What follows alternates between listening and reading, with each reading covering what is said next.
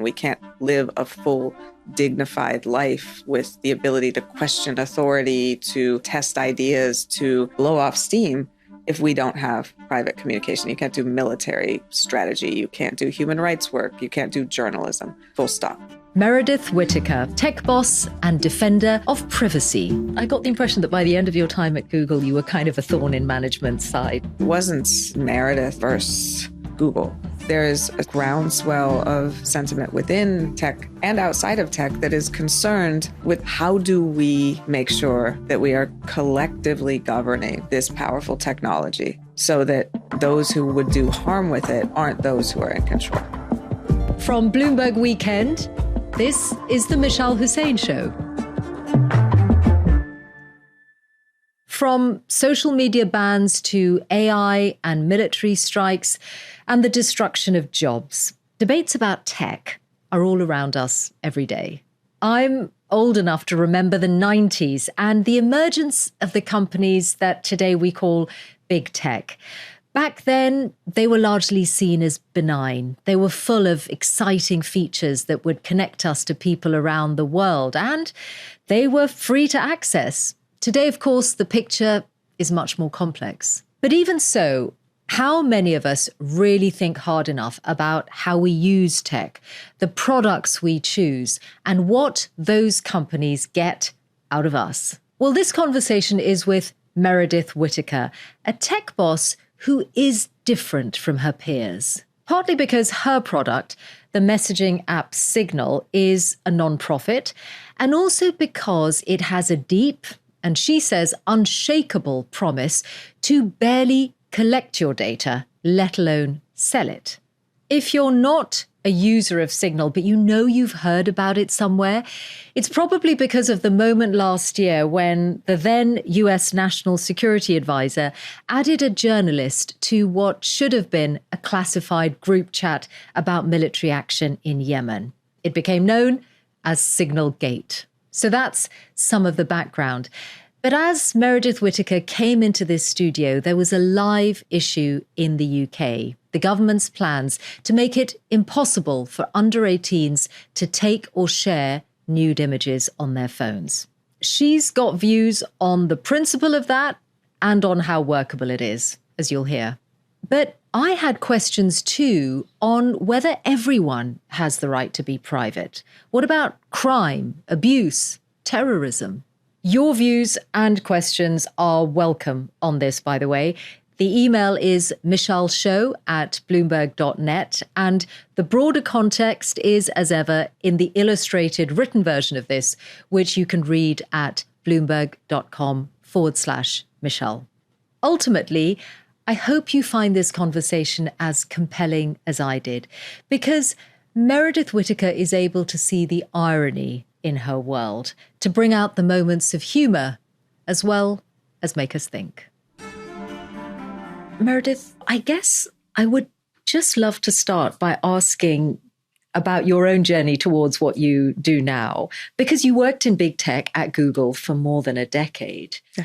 Was there a moment in that period where you really started to think differently about privacy and data, a moment you can identify that's kind of critical in the development of your story? I have considered that question. Is there a point where I tripped over something or a revelation happened? Athena was birthed from the forehead of Zeus and suddenly there's insight. I don't think it was a moment. I come out of a non-traditional background for somebody working in the tech industry. I studied literature, I studied rhetoric. I was always an arts kid, and that's still where I, as a human being, really live. I love it. And so I was, I think, calibrated to perhaps ask different questions or just, pursue different inquiries. But I think it was over time beginning to understand Google's business models, the political economic forces that were animating the company. After coming in as basically a novice, I did not pursue computer science in school. I was not interested in tech. I did not get a Commodore 64 when I was a kid, and everything took off from there. And I loved computers, right? Which, the classic origin story. And And so I had to ask really, really fundamental questions. Yeah. Like, what is a server? Well, would I be right in thinking of you as a bit of a contrarian or maybe a rebel? I know that there was a key moment in your time at Google where you organized colleagues against a Pentagon contract that you realized was being signed. I wouldn't adopt those terms myself. I am somebody who thinks it's really important to maintain the dignity of my analysis. Like, if something is true, if there is empirical evidence supporting a conclusion, if we can look at the map and clearly see that there's a problem on the road ahead, then I am not somebody who's going to go along to get along with a convenient delusion. Those things, once I see them, I am not going to veer away or pretend that they don't exist, even if I have to take steps that might be scary or against the grain to do that. Because I got the impression that by the end of your time at Google, you were kind of a thorn in management's side. You were organizing walkouts on other issues, ethics issues, and they saw you as a problem? Well, people who would like to put the goals of infinite growth, infinite revenue, profit above the reality of the harms or the problems or the choppy seas on the road ahead don't like people who point that out. But I do want to sort of frame that it wasn't Meredith versus Google. This was a groundswell from thousands of people. Yeah, there were the walkouts at the time where people came out in big numbers to protest at different things. Echoed today. DeepMind employees just unionized, concerned about the application of that technology for harmful purposes. You have OpenAI employees beginning to organize, or that's being reported in preparation for the IPO. There is a sort of groundswell of sentiment within tech now and outside of tech that is concerned with, the fundamental question that I don't think can be avoided by anyone. How do we make sure that we are collectively governing this powerful technology so that those who would do harm with it aren't those who are in control? How do we scrutinize it? How do we put guardrails on it? How do we determine where it's used, where it's not used, how it's developed, and what the goals of that development are? Those are fundamental questions that every world leader, every government, every community considering a data center needs to be looking at. And where the leverage for governance, where that fulcrum exists, is an open question given the bipolar tech world we live in and the volatile geopolitical environment we're in. And the fact that the tech world seems to be becoming ever more powerful, not least with the amount of interest in the IPOs. Absolutely. I want to take a moment to really understand what you do at Signal. The core promise is end-to-end encryption, which means only the sender or receiver can see the actual content of the messages. So how is that different from WhatsApp, which also has the same promise? Well, the core promise of Signal is that in the digital world, where almost every micro action is surveilled, turned into data, processed in models, sold to advertisers, sold to data brokers, et cetera, we preserve the fundamental human right to private communication, full stop, which has existed for hundreds of thousands of years. That was the norm. If you and I are talking, that conversation is gone once we are done talking and part ways. And we have moved into a world where that ground has shifted dramatically out from under us, and that is no longer true. And we think that, it is considered a fundamental human right for a very good reason. We can't live a full, dignified life with the ability to question authority, to have different relationships with people, to test ideas, to blow off steam if we don't have private communication. You can't do military strategy. You can't do human rights work. You can't do journalism, full stop. So Signal provides that in as robust a way as we can. We developed the encryption protocol, the Signal protocol, that moved the field forward. In 2013, we introduced that to the world, and that is the core of our offering. That protects the message content on Signal. What you send only goes between sender and receiver. Only the people you're talking to know it. WhatsApp licenses that protocol from us, And they also apply it to many of their messages that are sent. WhatsApp for Business is excluded from this in many cases, but they protect message content. So what you type, what you say is end-to-end encrypted. They can't see it, only the sender and receiver. However, you have to look at privacy beyond simply the message content. And this is where there are very fundamental differences between WhatsApp and Signal.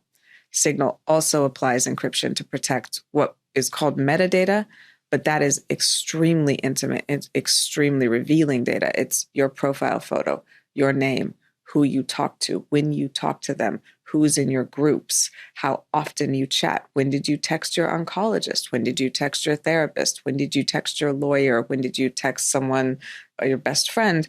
All of that information. So WhatsApp does collect that.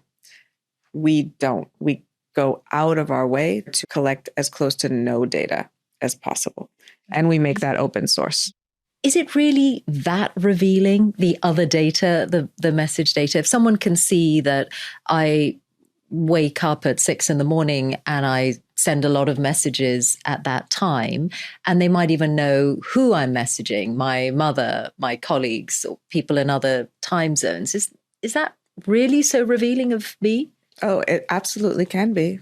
Are you messaging your FBI contact because you want to be a source? Are you messaging a whistleblower attorney because you found corruption in your workplace and want to report that? Are you messaging a divorce lawyer? Mm. Are you messaging an oncologist? Yeah, but what I mean is, again, it's like WhatsApp, for example, could see, oh, that other person is an oncologist, or that other person is in law enforcement, or is a source. But again, they can't see beyond that what the actual content is that I'm saying. Well, no, not, assuming that's not on WhatsApp for Business. However, I think we have to expand beyond simply the application and look at WhatsApp being owned by Meta, the parent company. Meta is a massive data collecting entity. Surveillance advertising is the heart of their business model. So, okay, you message your oncologist. All right, let's join that data with all of the other data we have in hand. We buy credit data from data brokers. We have Facebook data. We have Instagram data. And we have powerful AI models that can find patterns and search across this data. So I might see ads for cancer drugs on Instagram? Is that what you're suggesting? Because surveillance advertising is a very inflammatory way to put it. Well, I mean, it's a technical descriptor, right? It's targeted advertising based on the collection of data that reveals or purportedly reveals certain qualities of you. Let's take another example. You're messaging a whistleblower attorney, and it's very high risk. And, the corruption that you found is extreme. So they know, okay, this is Whistleblower Aid, an organization that helps with that. Okay, it started messaging. Now, okay, this is the contact. Okay, well, what could they do with that? What could they reveal? Could that be subpoenaed? Could that be revealed to your employer? The fundamental answer is that, yes, this data is extremely revealing. It reveals patterns about you. We could hypothesize, but we know already that there's a woman who went to jail in the US because Meta turned over DMs on Facebook Messenger between her and her daughter that showed her helping her daughter access and deal with the aftermath of reproductive care in the state of Nebraska. Do you find it frustrating then when you see people not care about their privacy? Some people wouldn't even be aware, but people who are aware but just think this is the price I pay for these platforms being free at the point of use. Or maybe younger people especially who just think that there's nothing really in their life that they would mind being in the public domain. I find it frustrating when the argument that no one cares about privacy is leveraged by these firms to justify what they're doing. I don't actually find it frustrating when people who really, in my view, have little choice say, hey, I can't do anything about this. I'm going to, delete that from my long list of worries because I don't feel that I am empowered to act on this. I actually don't believe that people don't care about privacy, but I believe that the stakes are very obscure, and we're all living in a world where we have dishes to do. We have bills to pay. We have things that are right on our doorstep to deal with, and thinking about data flows and privacy legislation is probably pretty far down on our list of concerns. You had two big moments in the growth of Signal, both of which I remember. 2013, when Edward Snowden used it and trusted it to talk to journalists about US government surveillance. Mm-hmm. And the second was Signalgate last year, when a journalist was added to a supposedly highly classified Trump administration discussion on military action. When the second happened, what did you think? This is a great advertisement for Signal because it's secure enough for the US government? Or I thought, whoa, what's going on this morning? This is an interesting story. The article hit my feed the same time it hit anyone else's feed. And I think I had to read it twice to really let it sink in, because it read almost like a telenovela. What I didn't anticipate after reading it initially was that Signal would become a main character, and that it would become a story about Signal. And what I was primarily concerned about is that, suddenly Signal was being reported on, spoken about by, millions of people who weren't familiar with the intricacies of encrypted messaging or the technology itself. And I wanted to prevent misinformation that could hinder Signal or misinform people who often need to choose Signal in life or death consequences. Because this was essentially about human frailty, someone who shouldn't have been added to that chat being added. And your worry was that it would make it look like Signal itself was insecure. Yeah, it would be framed as a problem with Signal or a problem with privacy, or, that was a very volatile, very heightened news cycle. So how that would turn out was not clear. But yes, this was ultimately men's thumbs doing things. That is not something an application developer can take responsibility. Was it good for numbers? It was, yeah. It turned out well for us. We saw growth across the US, across the world, and we've seen pretty steady growth since then. Can I ask you, Meredith, how you reconcile yourself with where your product is being used by people to do harm to others? And particularly the example of child sexual abuse. Am I right in thinking that if pedophiles, abusers are using Signal to circulate images of child sexual abuse, that can happen without them fearing that you will hand over data to law enforcement?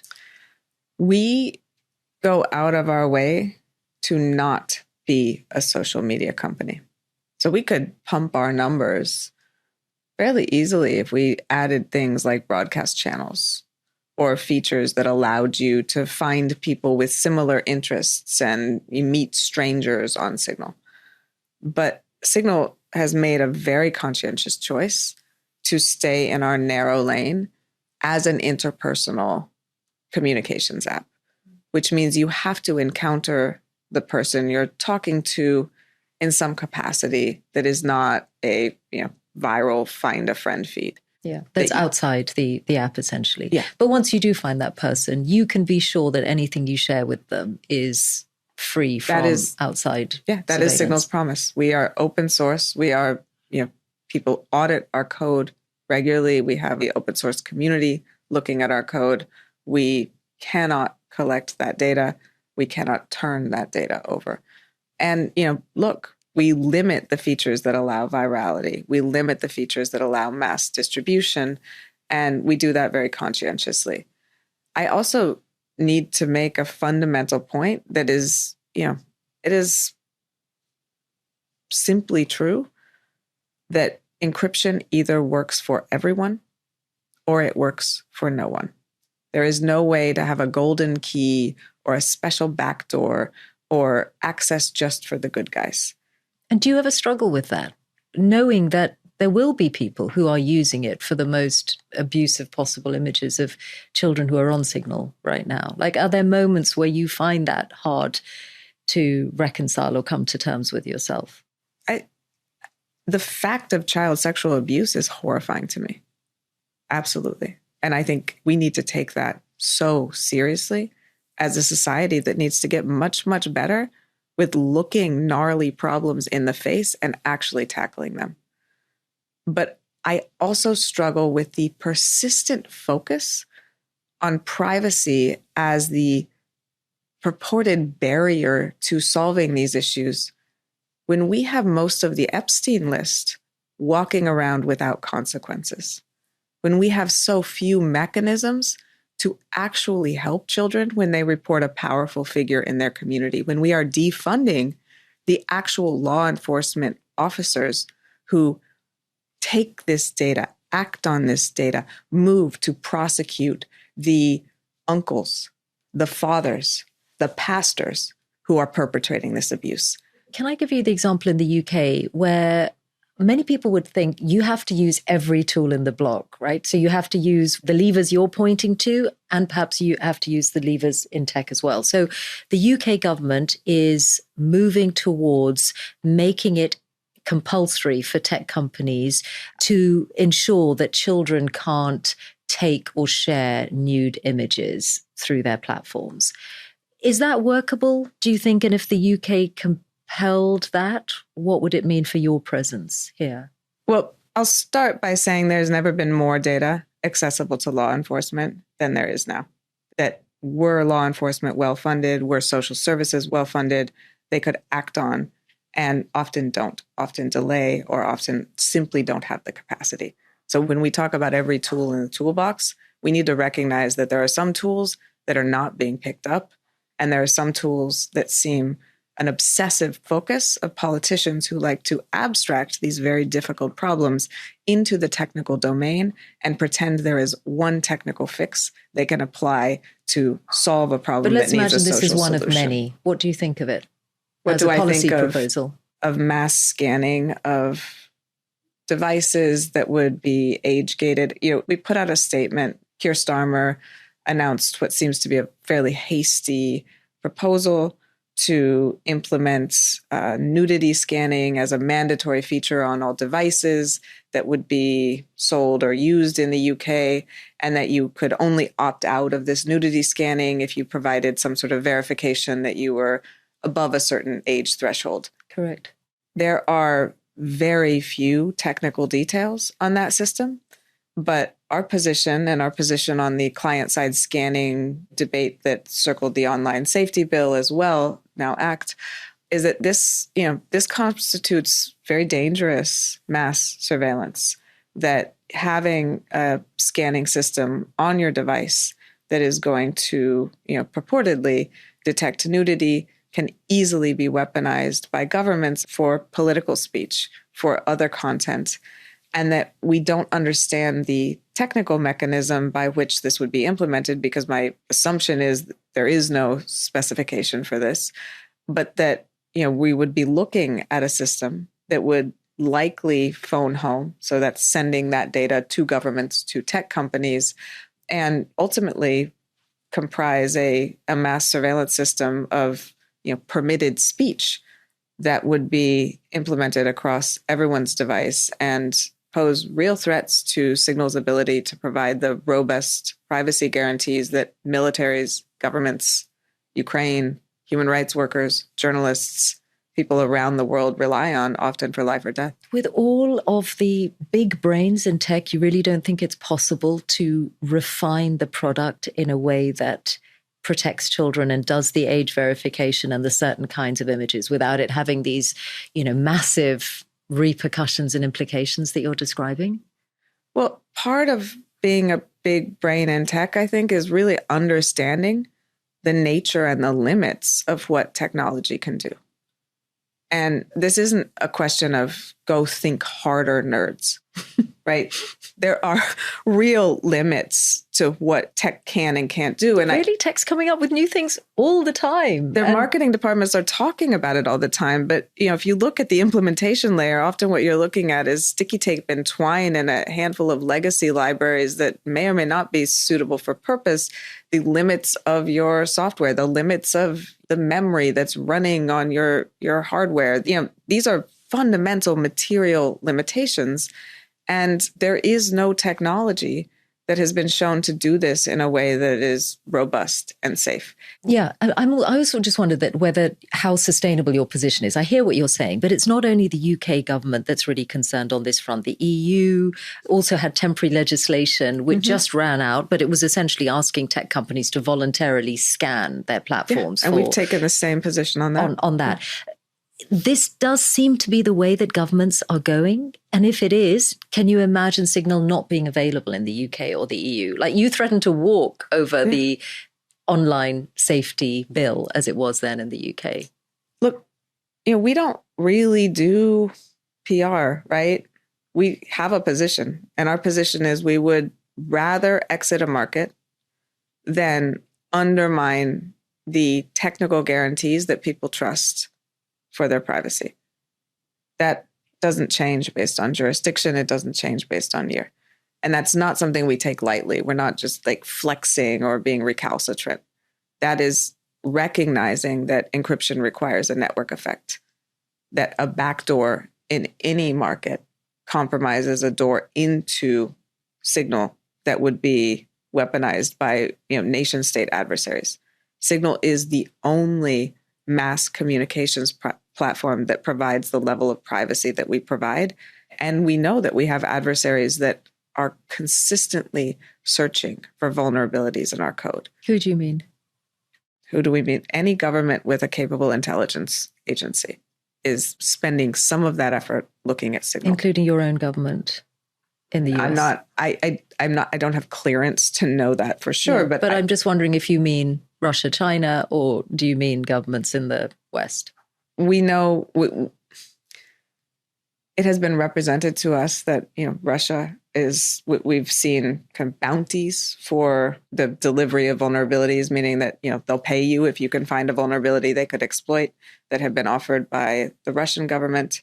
We have had people who would know this sort of represent that to us.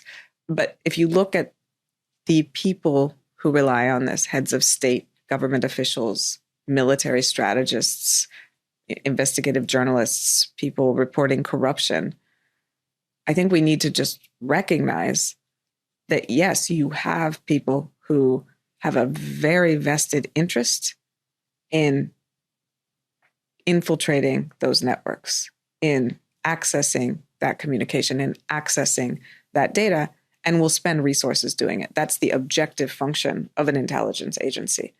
And Signal is the only one out there doing this. So it would be very serious. It would be an absolute breach of our duty of care were we to implement a backdoor in Signal, were we to undermine that promise. And we're a nonprofit. We are not a tech company that is juicing numbers to IPO and exit. Yeah, we take this very seriously. That's one of the intriguing things about Signal. And I wondered how hard it makes it, because you have some big donors, but you also have users who donate to you. Yeah.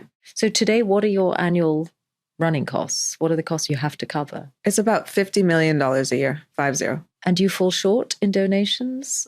We're sustaining. Yeah, it's about 70% large donors, 30% people who use the app and donate, $5 a month, $20 a month. We love them. Thank you. Does it feel like a struggle?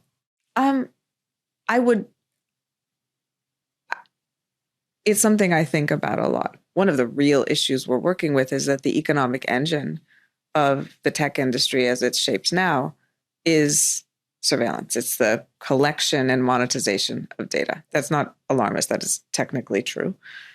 And so existing within a framework where all of the pressures for revenue, for growth, for profit, for IPO are pointing in the direction of collect and monetize data means that we have to choose a different model. One where we don't have a VC saying, hey, you're not going to meet your quarterly goals, you're not going to get your Series B if you don't figure out how to monetize. Where we don't have a board and shareholders saying, figure out how to carve out some data collection so you can build an AI model so you can continue to meet and exceed market consensus. Yeah. Well, that made me wonder about the LLMs and ChatGPT and Claude. Like, what would you like us to be aware of in privacy terms when we use those, when we ask questions, when we put prompts into the chats? Well, I mean, flatly, like, these are not your friends. These are not conscious beings. These are not sentient interlocutors. They're very useful. Sure. And many you things can are very delete useful. chats, and you can say you don't want your chats to be shared.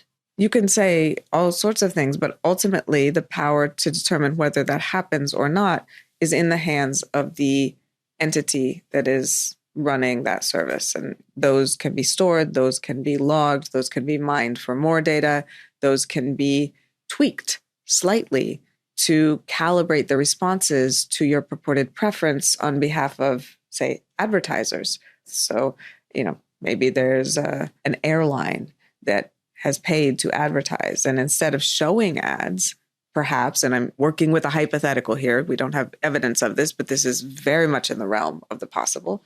You say, hey, ChatGPT, find me a very cheap flight. And instead of finding you the cheapest flight, it finds you one with their preferred advertising partner that is not cheaper. Do you use them? I mean, I ask them to format a document here and there, but no, I have no relationship with them. I don't ask them questions. I'm very serious about my thinking and my writing, and I don't want the process of working through an idea, the struggle of not knowing and then figuring it out, to be foreclosed or eclipsed by the response of a system that's kind of averaging what's already out there. Yeah, I guess that's a different argument. That's also about safeguarding your headspace or your thinking time beyond privacy.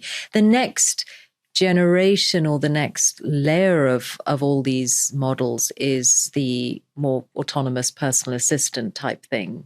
Microsoft Copilot. Mustafa Suleyman was on this program, and he said to me, by next Christmas, you can be buying your Christmas presents through Microsoft Copilot, working out what you need to buy for whom. What do you think of that kind of autonomous agent being in people's lives? What would it mean in privacy terms? Yeah, I mean, that's a great question. And let's take Mustafa's little vision of, AI Christmas. Yeah, I can't wait.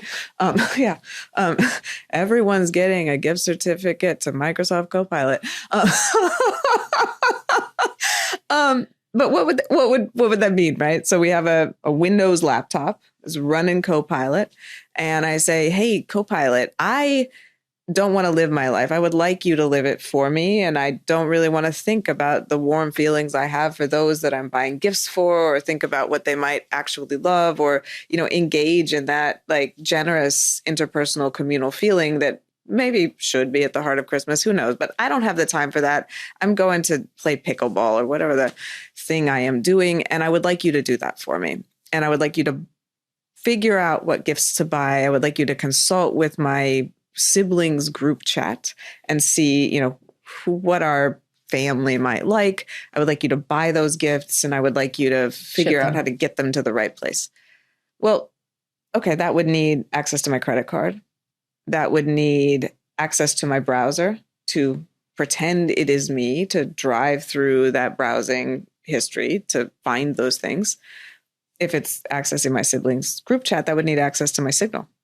I would need the ability to message my siblings on my behalf. And then it would need my home address, say, to ship those gifts. It would need maybe my calendar to make sure they get there on time, et cetera, et cetera. So what you've just described is a system with very, very pervasive access across multiple applications and services. And importantly, in the context of Signal, it would constitute a kind of a backdoor into Signal. It would be able to access Signal, pull data out of Signal. Your objection isn't just privacy and access to our data. It's actually that you think once something like that ends up on a phone because we've given it permission to, it could actually be a threat to Signal's ethos and promise. We have described it metaphorically as breaking the blood-brain barrier between the operating system and the application layer. So you can make Signal secure enough to protect against that? Well, what we are seeing in the case of these agents are promises like this, right? The access of data at the application layer, pulling that data into a context window, but it's sort of a big data slurry that the agent sort of acts on and remembers. And then implementations, architectures for this agent that are very unsafe from a cybersecurity perspective. Because the agent is essentially becoming the person, or the agent has been given the license to be you have to be me, or well, not you, because I'm sure you would never go down this route. But I try not to. That is my struggle. But you've given it what in sort of technical terms like root access to your life. You've given it the keys to the kingdom, because to act on your behalf, it needs to be able to do everything you would do. Do you worry then about this as an existential threat to Signal? It's clearly not that easy to run the foundation. Yeah, I do worry. Because it seems quite likely that it will come to pass. Just if you look at how much bigger these companies are getting by the day, and they're going to need to make more promises about what they can offer. I use the example of Copilot, but there are others clearly. Yeah. Any one of the operating system vendors that decides to implement an agent with these capacities is ultimately hollowing out the ability for Signal and others to guarantee privacy or data protection at the application layer. And this is a quiet but profound shift that we are witnessing. Can you fight it? Oh, I mean, I don't believe in inevitability, and I am willing to fight on my principles. I don't know if I can win it, but I will do everything I can, because I think this is fundamental. I am concerned that we are seeing extremely hasty decisions made by very powerful actors. We have 3 companies in the world with control over our core operating systems. That's Google with Android, Microsoft with Windows, and Apple with iOS, macOS. We all are relying on one or another of those. And they can make decisions by fiat that fundamentally harm our collective cybersecurity, that take away any choice we might have for privacy, and that completely hamstring developers at the application layer who've spent so much labor, so much money, so much intention on building different services that protect or do X, Y, and Z.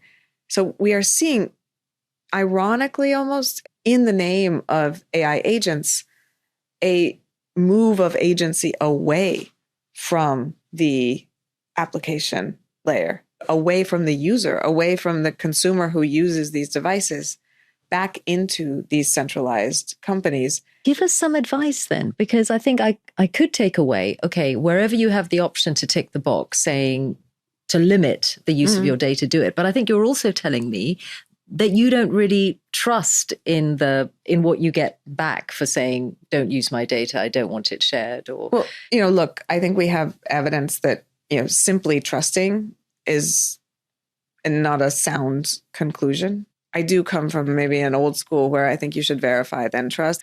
What is the advice? I think healthy skepticism and a recognition that this technology is not magic. It can be extremely useful. It can have profound applications, particularly where finding patterns in large amounts of data is useful for XYZ. But it runs on hardware. It runs on software. When we talk about AI, we're not talking about a magical sky god that can suddenly solve all our problems, answer all our questions.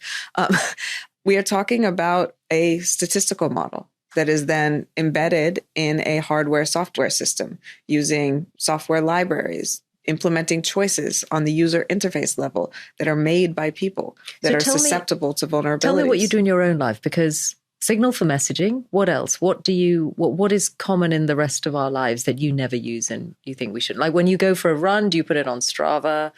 No. You would not do that? No, I don't. I mean, I'm not like, the fulcrum of leverage for me is not individual consumer choice. And I am not trying to be a holier than thou purist, right? I have a tracking app I use for different health metrics. It's been helpful for me. I travel a lot, and it's been helpful for me seeing that. That's health data. Yeah, that is health data. That'll be used. Yeah. And I benefit from that. I think the lever we need to be pushing on is much more systemic change. I am not going to opt out of life. I'm not going to go live in a cabin in the woods and pay someone to print out my emails at the post office in town or whatever we're talking about, so that I can feel private, right? Like if we look even at Signal's privacy promises, we're not talking about sort of isolation from our social, economic, political lives, living in a vacuum of like holier than thou cybersecurity purity. We're talking about the ability to talk to other people, to share with them, right? And so, yeah, I have an Instagram. I post mainly work events or whatever on that, right? I use social media. I have the NTS app. It's a really good web radio that has great mixes, right? Like I listen to that. Maybe they collect data. I push reject all, but I don't always trust that that's actually rejecting cookies. I am a person living in 2026 and I want to participate in the world. What I don't believe is that participation should be on the terms of a handful of tech companies located in the US whose choices are made based on a desire to maximize revenue. And yet you too are American tech. The irony abounds. Look at this. A complex individual. I am. And I worked in tech for 20 years. I'm of the tech industry. So those two things are true. But I think you're saying to us, make better choices or just think more carefully about your choices. Like even if you get that much from people, will you consider it valuable or even a victory? I would say those things and be skeptical of these claims. You're not stupid. The choices offered, yes, no, or maybe aren't the choices you want. And so dream a little bigger. What do you want from these companies? What world do you want to live in? What world would be the thing you want to help build? And then how do you think about demanding from the people who have commandeered, who have created, who now hold so much power over our social and political and economic institutions via the tech infrastructures, the information ecosystem on the tech platforms, the AI decision-making that is inoculating so many functions in our lives? What do we need from them to help create that world? Not simply, if I'm given the choice, yes or no, which do I choose? And that's the limit of my ability to enact any change in my life. But do we want tech in our education system, and how? Yes, we do. Okay, well then what does it look like? And how do we work to guarantee that we're actually using it to shape that better world and not simply being shaped by decisions made on a whiteboard in Mountain View by a handful of product managers who really have to ship AI this quarter or they're not going to get promoted? Who you probably know because you once used to work with them. Yeah, and they're all named Mike. Even now? Is it still like that? Even now. I've heard. You never miss that world? I mean, it's a very big bucks world apart from other things. Am I sad I'm not like rich? Yeah. No.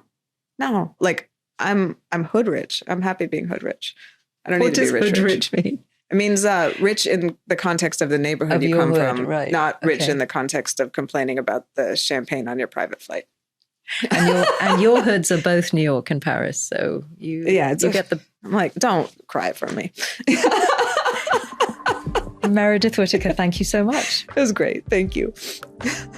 Unknown to me, later that day, Meredith was visiting Downing Street to talk to Keir Starmer's team about Signal's concern at their plans. A few other notes. We asked Meta to comment on her characterization of its business model and approach to privacy. A spokesperson for WhatsApp responded by saying this: "We also look at privacy beyond encrypting messages. We don't keep logs of who everyone is messaging or calling.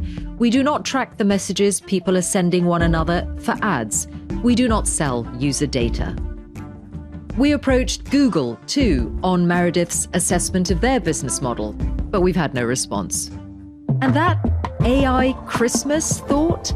The conversation with Mustafa Suleyman of Microsoft is in the feed. Just scroll back to last December to find it. It is inevitable that machines are going to be more capable than humans at doing most work.